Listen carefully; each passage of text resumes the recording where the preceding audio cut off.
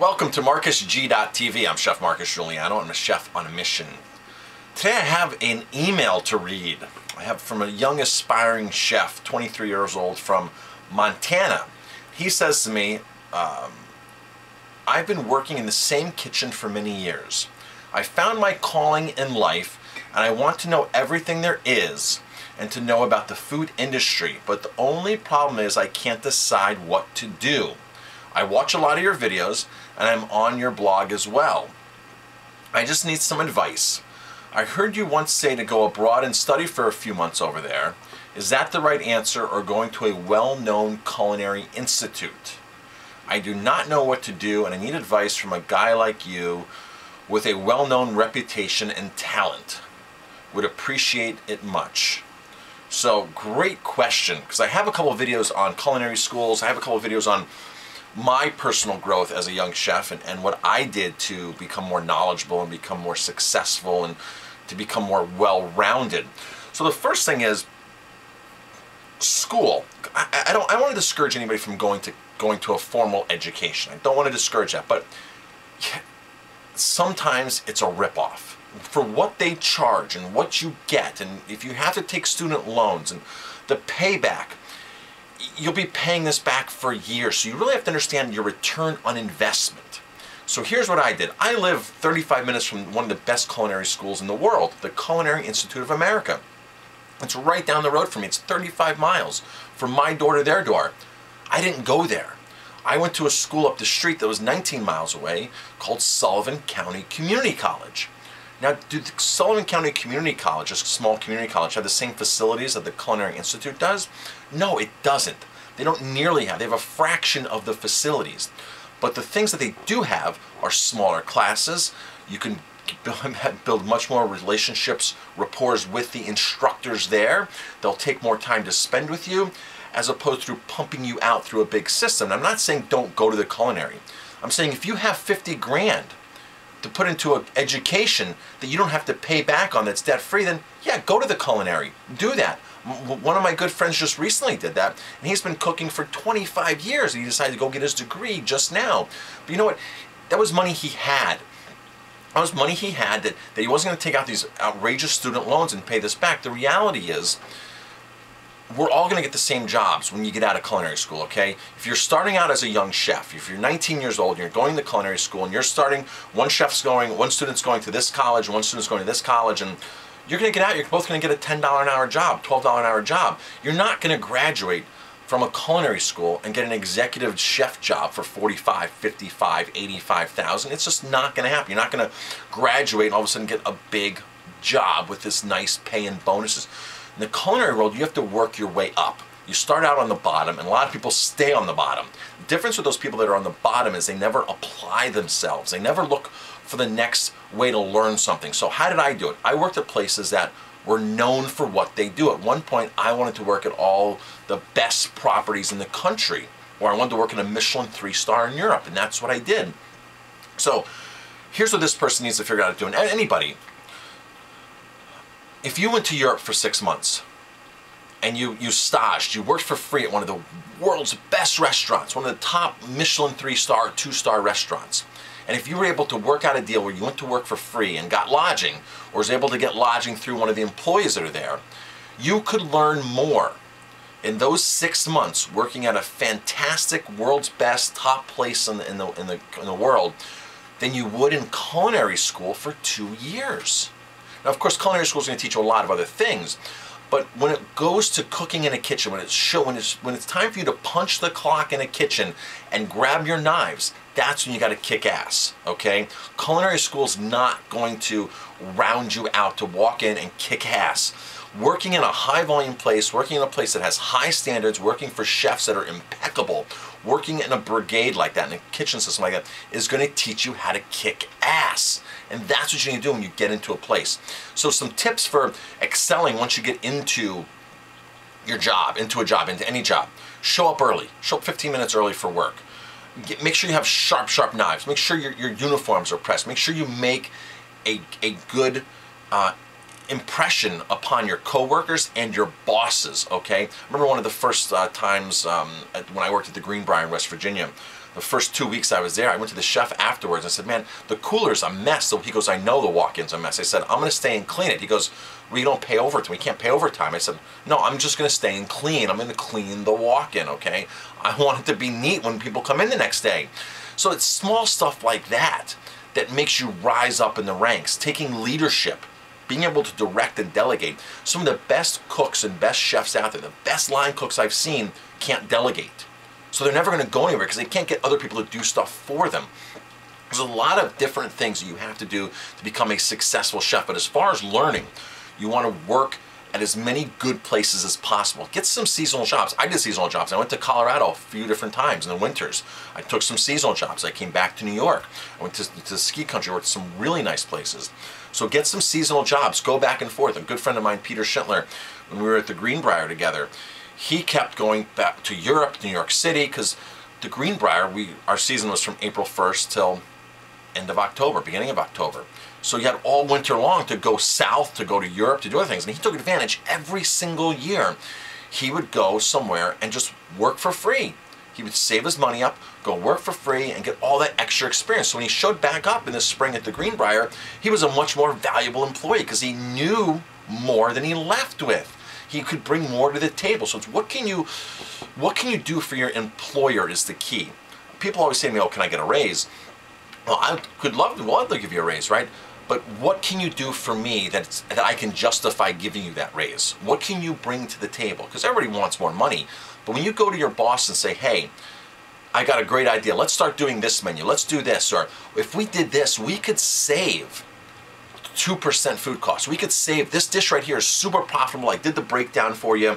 It's a 18% food cost. We can get 13, 23 bucks, whatever it is for this dish. Let's run and see. Now, when you become more valuable like that to your employer, that's when your employer says, well, I can afford to pay you more because you're making me money. You're doing something that's more profitable for my business.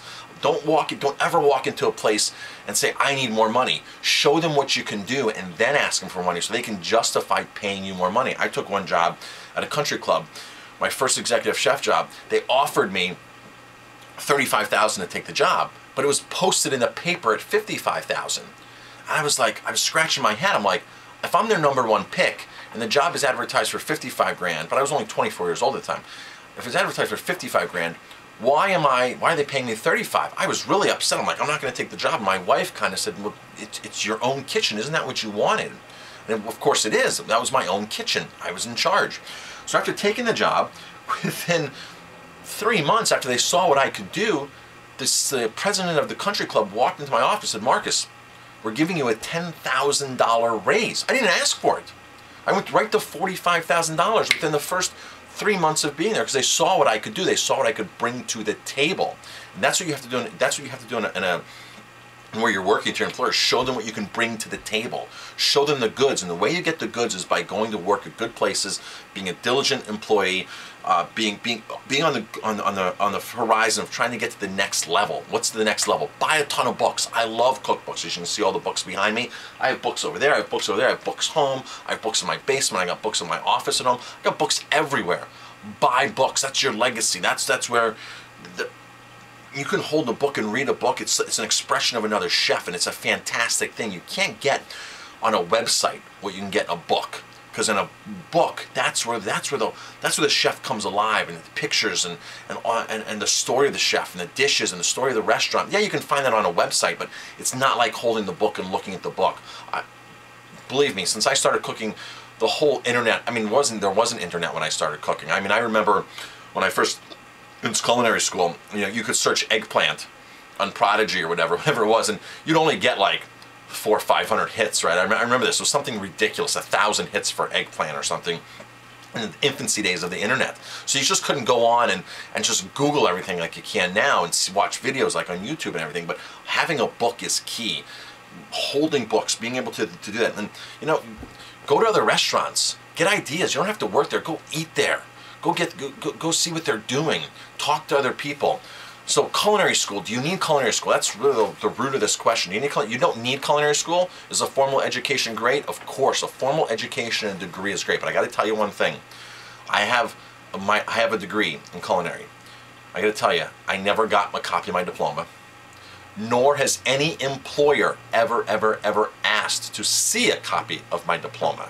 Nobody's asked. It's always about where have you worked, what can you do, come in one night and work for us. Come in one night and kick ass and we'll hire you, is basically what they're saying. And the way you're going to do that is by going to work as many places as possible. Don't job hop like crazy. You can take the winter off and, you know, work a month here, work a month there, work a month there. I went to Europe, I went to London, worked for Pierre Kaufman. I was there almost 6 months. Pierre Kaufman, my last week, I was at the Lanesboro too. I'd go half and half. And in my last week, I hooked up with Anton Mazeman. So I went there and worked for the week. My last week in London, just 1 week at Mazeman's. I was like, wow, this is great. So don't think of it as these long, huge commitments. Think of like, I want to spend a month here, and a month there. You're 23 years old, so you've got the basic skills. And once you've got the basic skills, everything just comes so much easier, right? Once you know how to hold a knife, you can chop anything. But those 19-year-old students, 18-year-old students right out of high school that go, or the people that are having their second career change, right? I want to cook now, I want to own a restaurant. People that don't know how to hold a knife, a formal education like a culinary intro classes is what they need. That's what they need, because a lot of times nobody's going to hire them to get the experience. You know right on, Young in Life, a lot of chefs know I was 14, I was washing dishes, I was 17, I was a waiter. They know that there's certain things that sparked them because they were in the environment, right? But people who've never been in the environment might need formal education where they're going to know how to hold a knife. They're going to know all the basic stuff. But again, do you need to spend a whole degree doing that? Do you need to spend 50 grand? I spent 7 grand on my college education, and I paid for it every single semester. I was able to live at home, I was able to work, and I was able to get my education all at the same time and graduate college without any debt. And I think that's key in today's economy, is be debt-free, as little debt as possible. Don't carry a 50 grand, 75 grand, even a 25 grand college loan on you from job to job to job, because then all of a sudden you have to start working to pay those loans back. You don't want to be in that position. I always told people, and this was my philosophy, was I never took a job for the money. The money was never the key in taking a job. It was what I could learn at that place. A lot of my friends would take jobs for the money, right? I'd make $8, $9 an hour. They were making 12, 13 an hour. Yeah, you can make the bigger bucks. You can go to a place like a big corporate hotel that's opening packages of stuff, right? That's buying stuff from Cisco prepared, these big restaurants and stuff. Because they're doing the volume, okay? They're doing the volume. They've got these formulas down. It's the places that are making the food themselves, that are with the real food, with the real chefs, with the real business plan, with the real tangible things that you can learn. That's where you want to be working. That's the idea. That's all, it's amazing, because the money is tempting, but don't ever take a job for the money. Take a job for what you're going to learn. Now, if you looked at it this way, let's say people say, oh, I don't want to work for free, Marcus. Okay, but most people in America would say, well, I'll pay to go to college, right? Well, if you're going to go to college, you have to pay to go to college to get a skill. If you went to work at a restaurant for free, you don't have to pay them, and they're going to teach you the skill. They're going to teach you the skill hands-on in the industry is what you're looking for. So don't think of it as like, oh, I'm going to go work for free somewhere and I'm not going to do that. No, you're going to better yourself. And it's not going to cost you anything to better yourself. It's not going to cost you anything to be much more employable. It's not going to cost you anything to put this on your resume that you went and worked at a Michelin 3-star, at a 5-star property. It's not going to cost you a single thing, because you're not paying them to do it. You're getting the benefit of putting a world-class organization, restaurant, chef on your resume for free. If you want to go to the culinary student, put culinary student on your resume, it's going to cost you 50 grand. If you want to go to Johnson & Wales, it's going to cost you 50 grand to put that on your resume. If you go work at the best Michelin 3-star in New York City right now and you work there for a month for free, it's going to cost you $0 to put on your resume. And I guarantee you, you'll get more job offers than any single person else who had culinary student on their CIA on their resume versus you having Gordon Ramsay or whoever on your resume. You will get the jobs over the other person, and it didn't cost you a single thing to put that on your resume. So it's always about bettering yourself. How can you be more marketable? When I got back with that on my resume from Europe, I mean, it was amazing. I had job offers everywhere, from Canada to New York, to everywhere I had job offers. And the thing is, you don't have to worry about what you do there. You don't have to be a line cook. You can just show up there and literally be a prep cook, but because you're there and around it, you're gonna see what's going on. Now, once you get there and you start showing them what you can do, they might move you up and have you do something else. But don't expect to walk in and be, oh, a line cook at a Michelin 3-star because you're going there to volunteer. No, you go there and you shut up and you work. That's what you do. You impress them and you work.